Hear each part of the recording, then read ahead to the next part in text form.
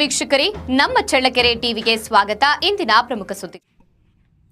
ಇತ್ತೀಚಿನ ದಿನಗಳಲ್ಲಿ ಮನುಷ್ಯನ ಸ್ವಾರ್ಥಕ್ಕೆ ಸ್ಮಶಾನ ಜಾಗವನ್ನ ಬಿಡದೆ ಒತ್ತುವರಿ ಮಾಡುವುದು ತಾಲೂಕಿನಾದ್ಯಂತ ಕಂಡುಬಂದಿದೆ.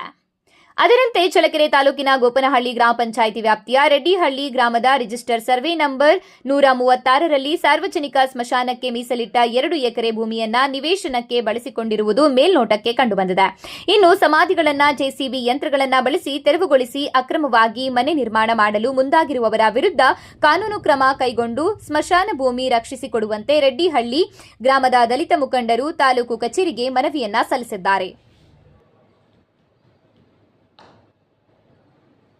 ಫೋನ್ ಮಾಡಿದ್ರೆ ಸರ್ ಅದೇ ಸರ್ ಇದೆ ಇವತ್ತು ಕೊಡೋಣ ಅದನ್ನೇ ಕಾಯ್ತು ಸರ್ ಏನು ಸರ್ ಹಳೆ ಎಲ್ಲ ಡಬಲ್ ಇಸ್ಕೊಂಡಿದ್ದಾರೆ ನಮ್ಮ ಕಾಮಸಭೆ ಸರ್ ಕಾಮಸಭೆ ಹಂಗೆ ಸರ್ ಬಿಡ್ತೀವಿ ಸರ್ ಮುಂದೆ ಸರ್ ಹೇಳಿದ್ರು ಅದೇ ಮನೆಯಲ್ಲ ಮೀಟಿಂಗ್ ಮಾಡ್ಕೊಂಡಿದ್ರು ಅವರೇ ಮೀಟಿಂಗ್ ಮಾಡ್ಕೊಳ್ಳಿ ಮನೆ ಹೋದಾಗ ಕೇಸ್ ಕೊಡೋದು ಸಾಹೇಬರು ಮಾತಾಡಿದ್ದಾರೆ ಆಗ್ತಿರುತ್ತೆ ಇಲ್ಲಿ ಅಲ್ಲಿಂದ ಬರೋದು.